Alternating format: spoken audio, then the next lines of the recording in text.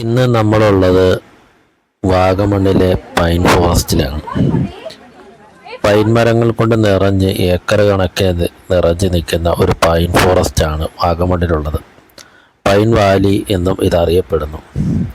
ഇവിടെ അതിമനോഹരമായ പൈൻ മരങ്ങൾ കൊണ്ട് നിറഞ്ഞിരിക്കുന്നതായിട്ട് നമുക്ക് കാണാൻ സാധിക്കും. പച്ചപ്പ് വിരിച്ച ഒരു പൈൻ തോട്ടമാണ് ഇവിടെ നമുക്ക് കാണാൻ സാധിക്കുക. ഞാൻ വരുമ്പോൾ തന്നെ ഇവിടെ ഒരുപാട് സ്കൂൾ കുട്ടികളും ഫാമിലീസും ഒക്കെ സോളോ ആയിട്ടും ഒരുപാട് ആൾക്കാർ ഇവിടെ വരാറുണ്ട്. ഒരാൾക്ക് ഇവിടെ കയറുന്നതിന് 30 രൂപയാണ്. 10 വയസ്സിൽ താഴെയുള്ള കുട്ടികൾക്ക് 15 രൂപയും, ഫോട്ടോഗ്രാഫിക്ക് 100 രൂപയും, വെഡ്ഡിങ്ങിന് 500 രൂപയും. വെഡ്ഡിങ് എന്ന് പറയുമ്പോൾ വെഡ്ഡിങ് വീഡിയോസൊക്കെ എടുക്കുന്നതിന് 500 രൂപയും, പിന്നെ ട്രക്കിങ്ങിന് 800 രൂപയാണ്. ട്രക്കിങ്ങിന് മാത്രം മുൻകൂറായിട്ട് ബുക്ക് ചെയ്തിരിക്കണം.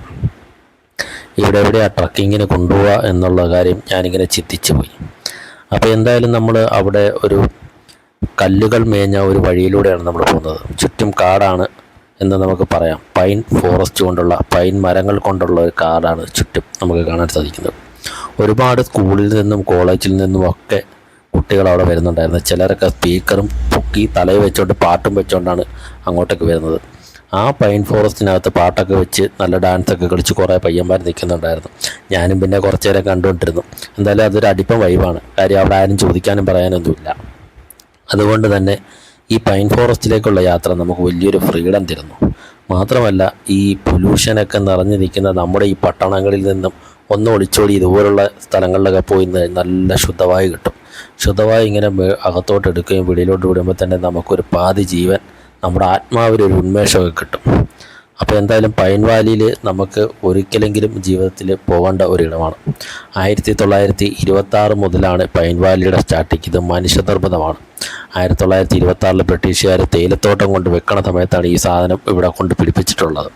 അപ്പോൾ എന്തായാലും ഇത് പിടിപ്പിക്കണ സമയത്ത് ഇവരുടെ വാണിജ്യ ആവശ്യത്തിനായിട്ടാണ് ഈ പൈൻ്റെ മരങ്ങൾ വെട്ടിനുറുക്കി മരത്തിൻ്റെ ഈ ചില്ലകളൊക്കെ എടുത്തിട്ട്, ഈ മരത്തിൻ്റെ തടികളൊക്കെ എടുത്തിട്ട് ഓരോ വാണിജ്യ യൂസിന് വേണ്ടിയിട്ടാണ് ഈ സംഭവം ഇവിടെ വെച്ച് പിടിപ്പിച്ചത്. അപ്പോൾ എന്തായാലും അതിൽ നിന്ന് കാര്യമായി ഒരുപാട് വിനോദസഞ്ചാരികൾ ഇവിടെ വരികയുണ്ടായി. നമ്മുടെ ഖജനാവിലേക്ക് കുറച്ച് പൈസ വരികയുണ്ടായി. അപ്പോൾ എന്തായാലും ഒരു പ്രത്യേക ഒരു അറ്റ്മോസ്ഫിയറാണ്. ഏകദേശം 6 ഏക്കറോളം ഇതിങ്ങനെ നിരന്ന് കിടക്കുകയാണ്. ഇത് കുന്നിൻ ചെരുവയാണ്. പൊങ്ങയും താങ്ങുകയൊക്കെ നിൽക്കുന്ന ഒരു മലനിരകളിലൂടെയാണ് ഈ സംഭവം ഉള്ളത്.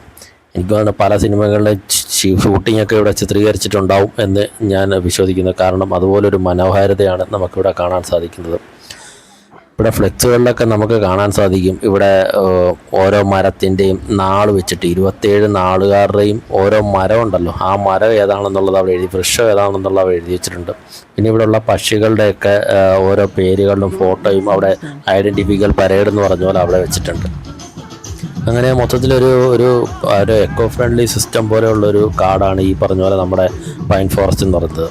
ഈ നമ്മുടെ വാഗമണ്ണിൽ നിന്ന് ഏലപ്പാറ റൂട്ടിലാണ് നമ്മുടെ ഈ പൈൻ ഫോറസ്റ്റ് സ്ഥിതി ചെയ്യുന്നത്. വാഗമണ്ണ് ബസ് സ്റ്റാൻഡിൽ നിന്ന് ഒരു 6 കിലോമീറ്ററേ ഉള്ളൂ.